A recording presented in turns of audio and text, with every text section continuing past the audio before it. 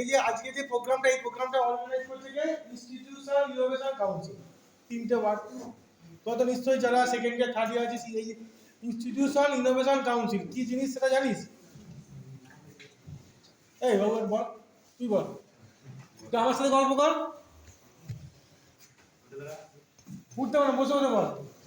আমি বললাম যে এই ইনস্টিটিউশনাল ইনোভেশন কাউন্সিল বা আইআইসি এটা কি জিনিস, এর কি কাজ, বা এটা কেন তোদেরকে করাতে হচ্ছে, স্যারেরা কেন জোর করে নিয়ে স্যারদের কাজ করে কম পড়ে গেছে?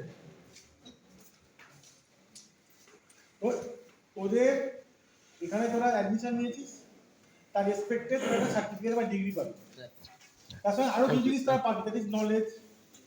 কি করবি নলেজ নিয়ে, কি করবি, কেন এসেছিস বল এখানে? তো এখানে অ্যাডমিশন নিয়ে নলেজ নিয়ে কি করে কি হবে? সবার জন্য কোশ্চেন, এখানে পড়ে কি হবে বল? ক্যাজুয়াল গল্প বলছিস, চাকরি চাই একটা, তাই তো? প্রথম দিন এটাই অবজেক্টিভ থাকে ইঞ্জিনিয়ারিং কোর্সে ভর্তি হওয়ার জন্য। প্রথম আমরা ডে পোস্ট আমরা ডে ওয়ান এটাই অবজেক্ট হয়ে যায়, চাকরি করতে হবে।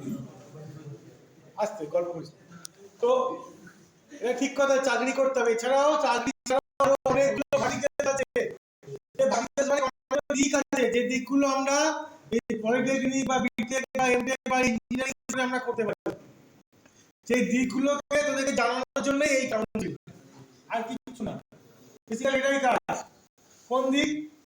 এখন সবাই দেখিস অনেক বড় বড় স্পন্সর করিস, ফেসবুক স্পন্সর করিস তো,